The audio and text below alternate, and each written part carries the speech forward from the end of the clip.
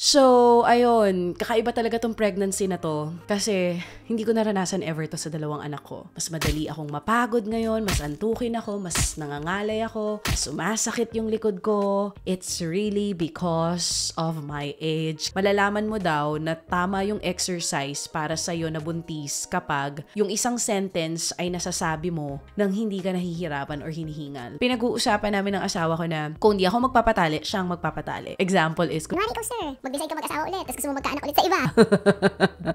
which is wag mong gagawin, Mike, ha? So, diba guys, kami na nga yung nanganak, kami na nga yung nagbuntis, kami yung may monthly period, baka naman yung vasectomy. Pag ayaw na natin magkaanak, pwede namang sa inyo namang lalaki yun.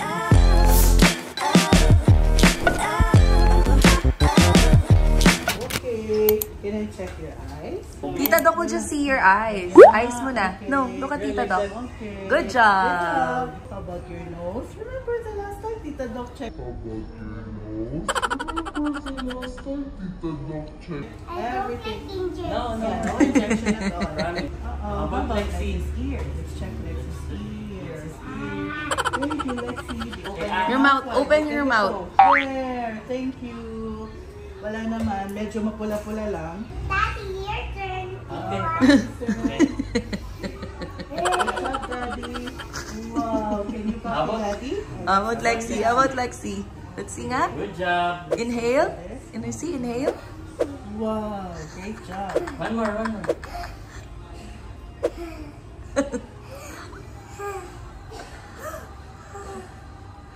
It's so fast naman. You have to count. Like this, oh. Breathe through your nose. Like Daddy. Like this. Like that. In your nose lang. You like here? Yes. You have to go home na. No. You have to go home na. No. Hey. I'm bouncing. I'm bouncing. I'm bouncing, oh. Can you hear that sound? Lexi, can you hear it? Baby dragon. Okay naman siya, Doc. Okay naman. Yung size na. So that's not ano. Sige. Oh, there. Ayun na, nabututoy. Nakita na naman. Boy na talaga. Wala na. Sure na to, Michael. 100% na. Bibili na akong mga ano, superhero. Damit. Costume. We have to make sure that we establish the aging properly kasi nag-release po dun lahat ng succeeding measurements. There you have it, guys. Napanood nyo nga yung mabilisang check-up namin. Talaga. Teka, natawa ako. Sorry. Natawa ako kasi meron pa akong pagpiyok na naganap. Napanood nyo yun? But anyway, that was it. Yung check-up ni Lexi last January 18 pa. Medyo matagal bago natin pagkukwentuhan kung ano yung naging diagnosis ng doktor dun sa check-up ni Lexi. And also, hindi lang to about sa check-up ni Lexi. It is also going to be about my pregnancy update. So, sa mga momshies natin dyan na sinusubaybayan na ang aking pagbubuntis. Wow, may sumusubaybay.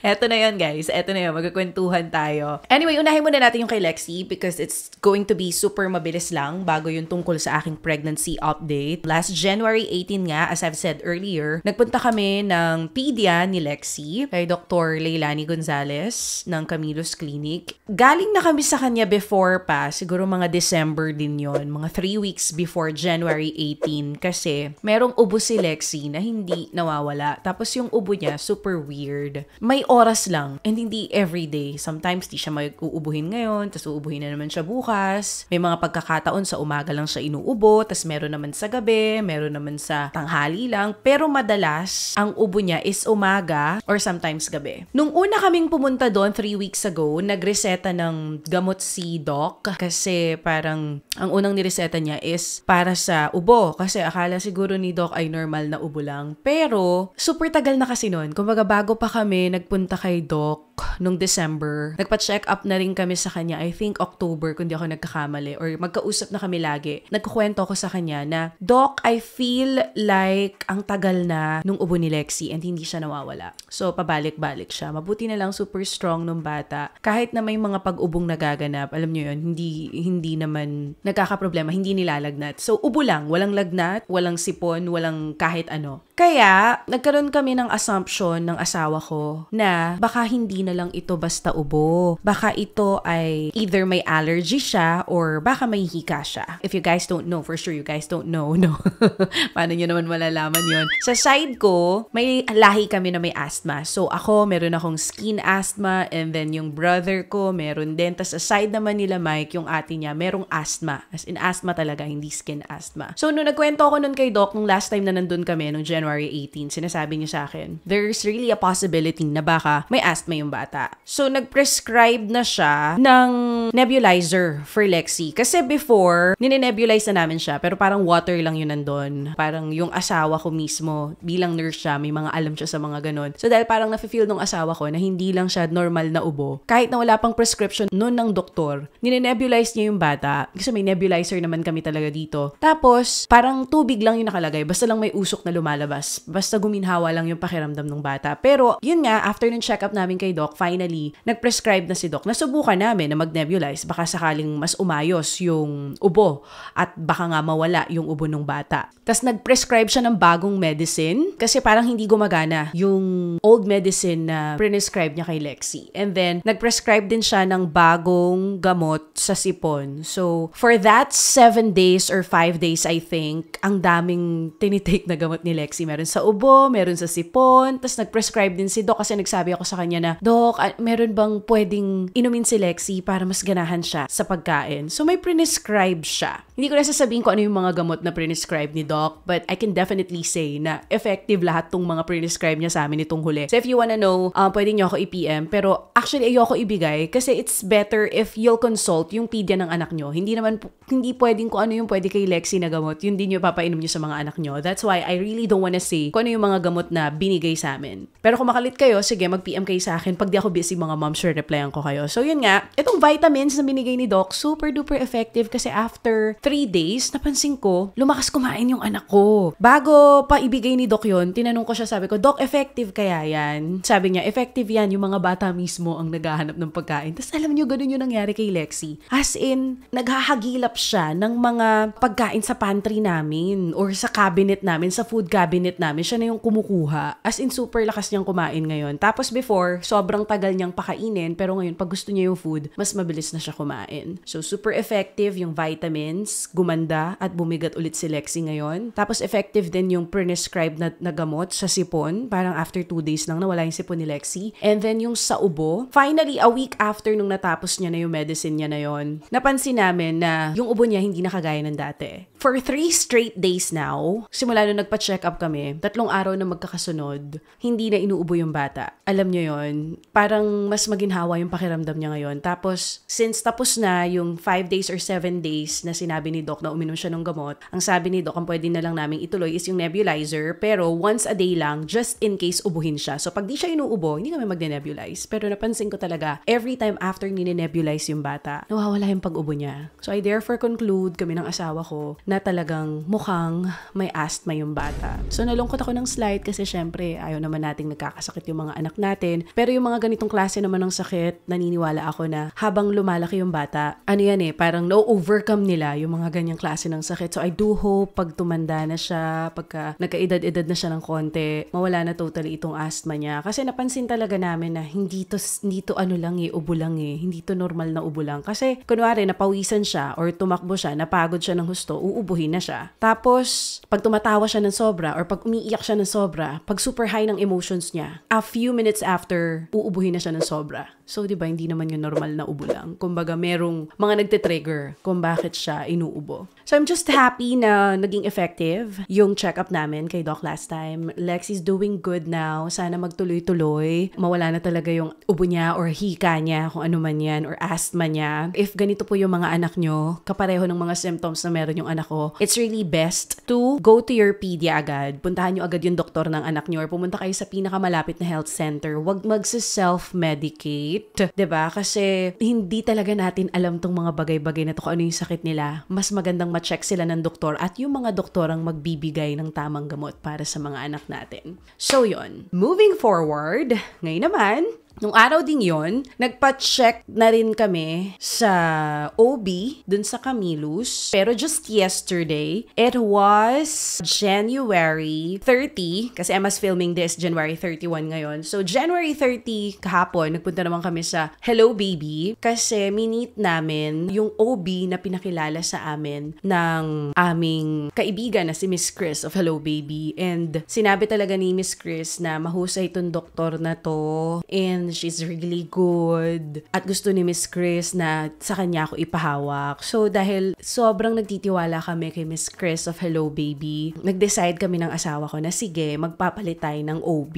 Yung last time na first check-up ko nung nalaman namin na buntis ako, super wala akong problema dun sa OB na yon. Ang gaang din ang loob ko sa kanya. It's just that, syempre, alam nyo na, si Miss Chris hindi ko talaga matanggihan. Si Miss Chris of Hello Baby, hindi ko siya matanggihan nung sinabi niya sa akin na, sige na, itry mo tong OB na to. And yesterday, we met her, si Dr. Vanessa Lim. Nag-clinic siya sa St. Luke's at sa Delgado. Pero nakapag-decide na kami ng asawa ko na sa St. Luke's sa may Irod na ako manganganak.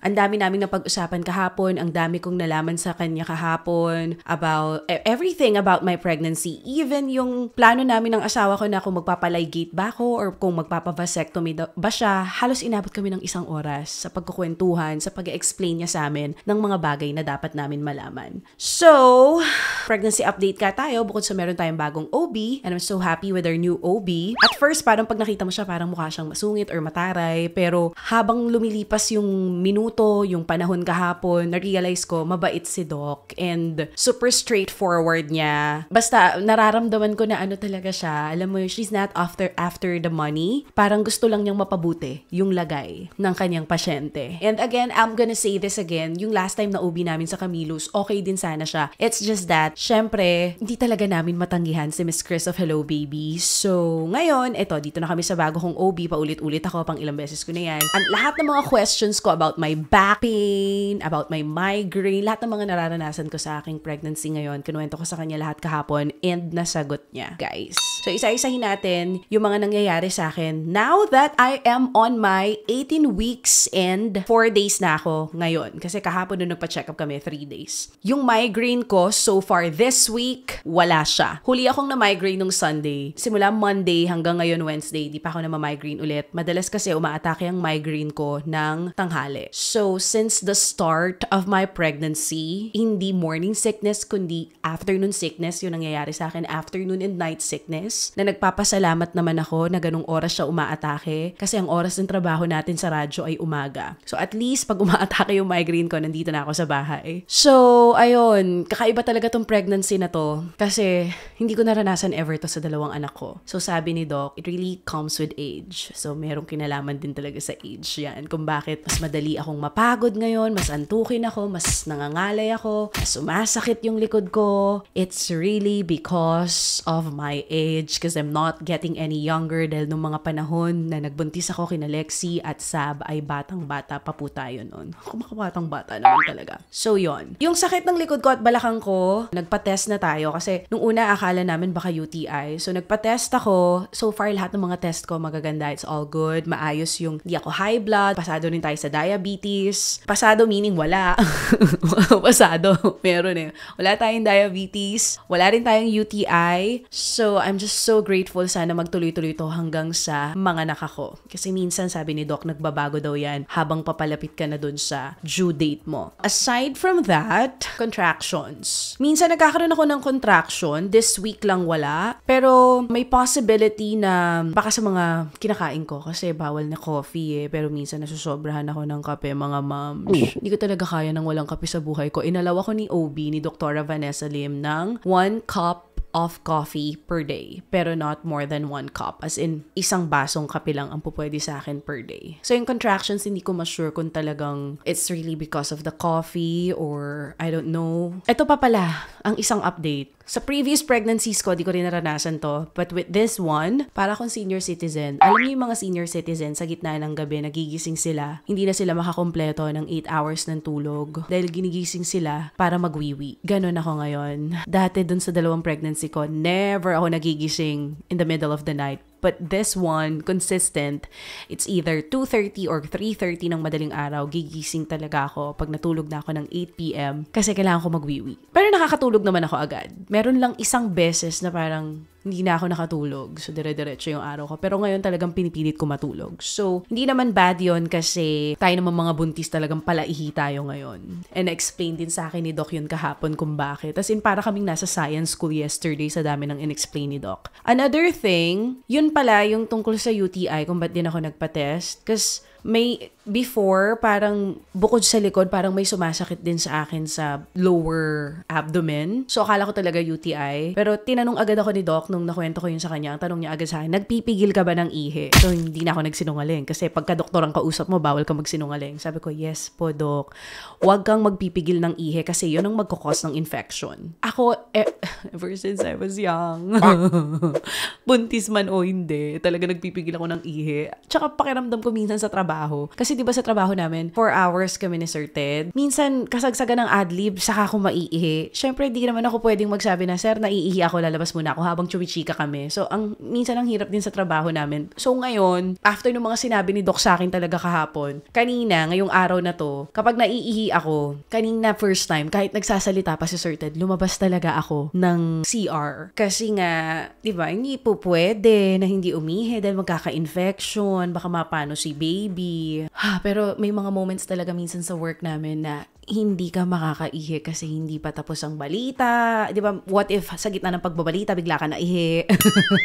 Hindi ka naman pwede biglang lumabas. Hindi mo naman pwede bitinin yung balita tapos saka ka babalik. Hindi naman pwede yun. So, yun. Wag daw tayo magpigil ng ihi, mga moms. Magkukos yun ng infection. Hindi lang sa atin, pati kay baby. Another thing, the doctor said, my OB said, it's okay to bike. Dapat daw ang mga buntis ay may 3 to 4 times na 20 to 40 minutes na exercise sa loob ng isang linggo. And I was shocked. Kasi parang ako last week ko lang ako exercise. Ang huling exercise ko pa was 2 weeks ago. Kaya mukhang dahil sa pag-explain ni Doc kahapon na walang kinalaman ang pagbabike, kumbaga hindi mapapahamak si baby. Basta nasa safe ka na lugar, wag ka lang mabangga. Kumbaga klinaro ni Doc kahapon sa amin ni Mike na yeah, she's okay to bike as long as yung ginagawa mong exercise noon, yan din yung ginagawa mong exercise ngayong buntis ka at hindi ka masyadong pagod. Malalaman mo daw na tama yung exercise para sa'yo na buntis kapag yung isang sentence ay nasasabi mo nang hindi ka nahihirapan or hinihingal. Pagka daw hingal ka at nahihirapan kang buuin yung isang sentence, ibig sabihin, that's not the perfect exercise for us pregnant moms. Hopefully by weekend, payagan ako ng asawa ko. Kasi last week, Sabado, niyayaya ko siya na mag-ikot-ikot kami, mag-bike ako sa BGC, pero di niya ako inalaw. So, ang ginawa ko na lang, dito na lang ako nag-exercise. Nag-stretching na lang ako. Nanood na lang ako ng mga videos on YouTube. Yun pala, speaking of that, eto, panoorin nyo yung ginawa kong mga stretching at exercises na napanood ko lang din sa YouTube. If you want the link nung pinapanood kong exercise, it's super effective na wala yung sakit ng likod ko. Ilalagay ko na lang yung link sa comment section or mag-PM kayo sa akin para masend ko yung link ng workout video na pinapanood ko.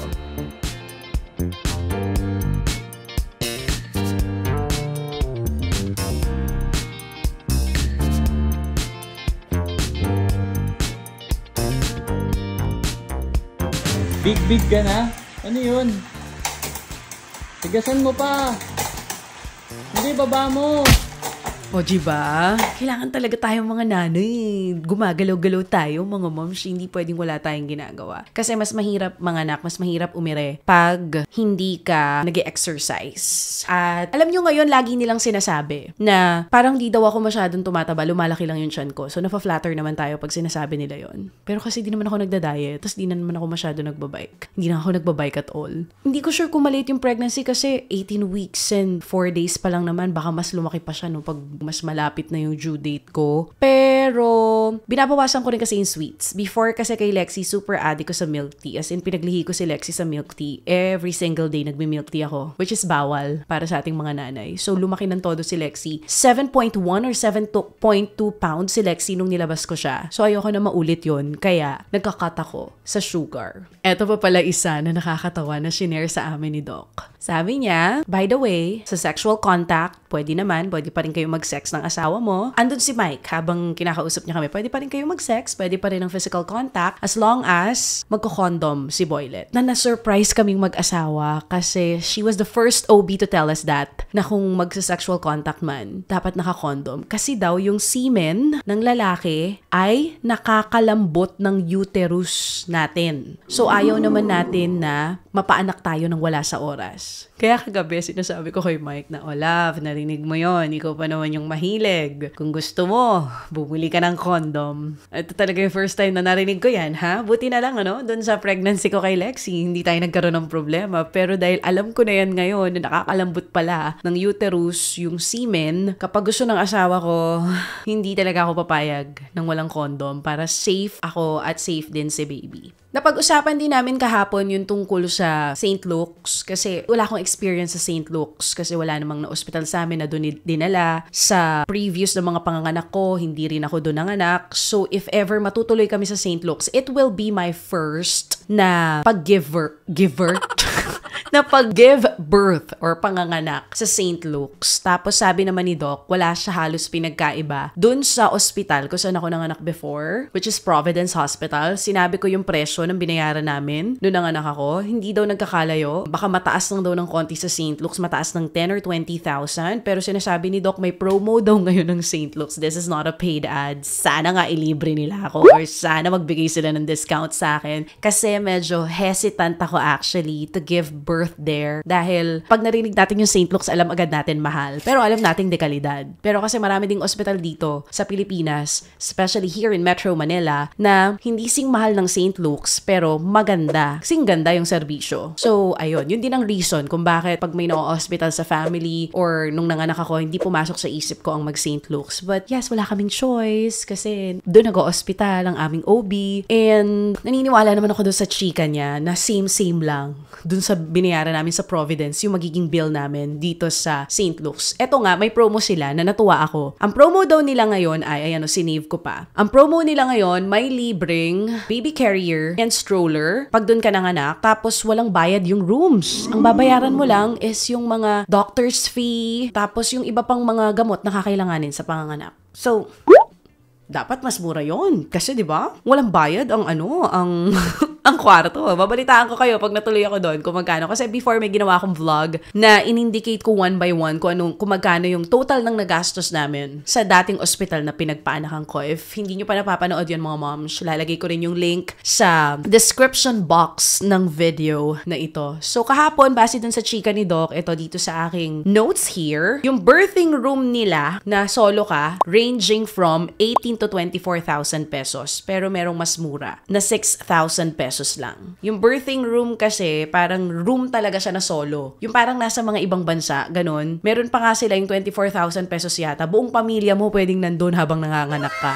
Tapos doon naman sa mas mura-mura ng konti, yung 18, asawa mo lang ang pwede. Na masyadong, if mali ako, i-correct nyo ako. Kasi basta ganun yata yung range ng price. Pero yun nga, merong mas mura na 6,000 pesos lang, na pareho ng setup namin before sa Providence, na parang pwede pumasok si hubby sa labor, pero hindi all the time nandun siya. Lalabas din siya. Kung magdadalaw-dalaw lang siya sa akin. Pero pag nanganak na ako, pwede siya pumasok mag-isa. Gusto ko sana mag-birthing room yung nakwento ni Doc na parang 18 to 24. Pero naisip ko kasi, kung ganun kalaki, tas asawa ko lang nandun, sayang. Or kung ganun kalaki, tas halimbawa si Sab na panganay nandun, baka naman matroma.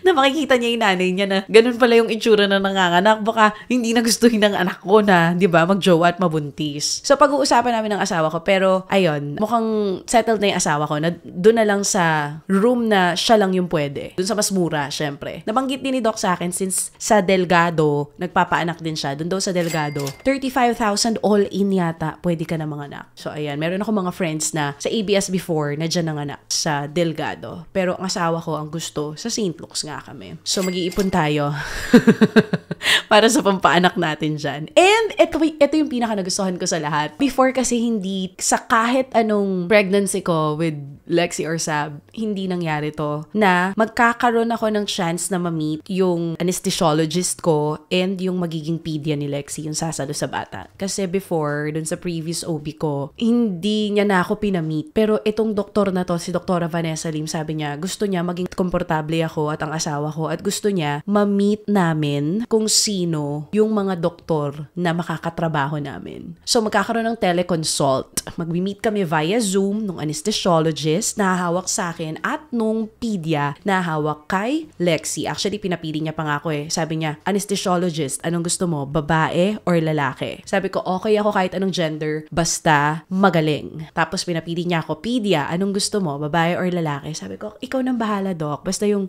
pwede ko i-reach out 24/7 kasi, di ba, mga bata, di natin alam kung kailan nagkakasakit. So, yun. Nagbigay siya ng reachable 24/7 na pedia. So, excited na rin ako ma-meet tong mga doctors na to, di ba? I'm gonna tell you guys soon kung kamusta yung naging teleconsult natin dun sa mga doktor na makakasama natin as I give birth soon.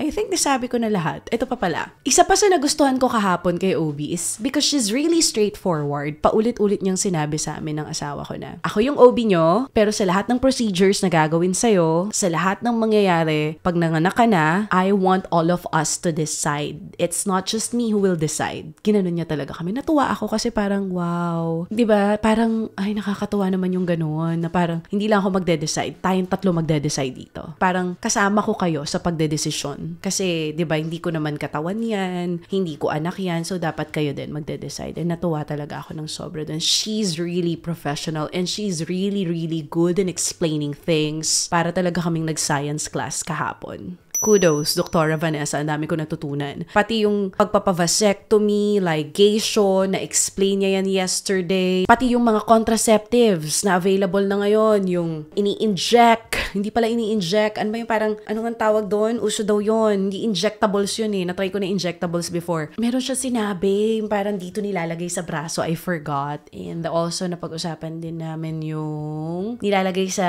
kifi nating mga babae. Meron namang oral na tinitake na ganon. I forgot na rin. Ang bilis ko naman makalimot. Kahapon lang in-explain yung mga contraceptives. Siguro, kaya hindi ko masyado naalala kasi wala sa utak ko yung contraceptives after nitong baby na to. Parang pinag-uusapan namin ng asawa ko na kung di ako magpapatali, siyang magpapatali. So, wala pa kaming decision pero mukha namang hindi tatanggi si Mike kung hihilingin ko sa kanya na magpa-vasectomy. Here's the thing why. Ang ganda nung pagkaka-explain sa amin ito ni Doc. Sabi niya, kapag ako, either babae or lalaki, pag nagpa-ligate or nagpa-vasectomy, pwede pa palang reverse yung decision na yon.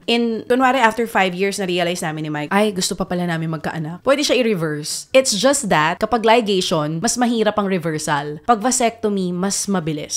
So, sabi ni Doc, kung magkamali kayo ng desisyon, tapos gusto nyo pa pala magkaanak, mas okay. Kaya mas gusto niyang vasectomy nga, mas yun ang parang sinasuggest niya. Kasi sa vasectomy, anytime gustuhin ng lalaki na gusto ko magkaanak ulit. Ang ginamit pa nga ni Doc na example is, Kunwari ikaw, sir, mag-decide ka mag-asawa ulit, tapos gusto mo magkaanak ulit sa iba.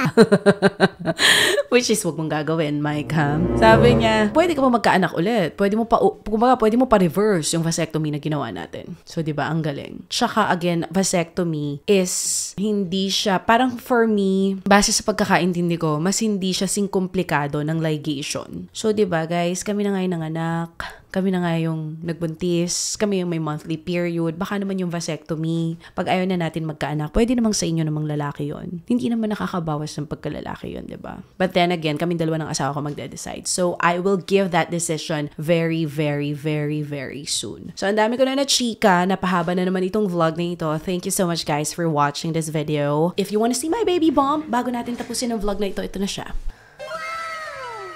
That is 18 weeks and 4 days. Baby Dragon is coming out soon at nag-iisip na rin kami ng mga pangalan na po pwede for Baby Dragon. But anyway, thank you so much for watching this video. Salamat po sa pagsama sa akin sa aking pregnancy journey. I'm not sure if this is going to be my last. I hope this is my last kasi ang hirap magbuntis ng may edad na. Saka na natin pag-usapan kung last na to or hindi. But thank you guys for watching this video. Until next time, see you on my next vlog. Bye-bye!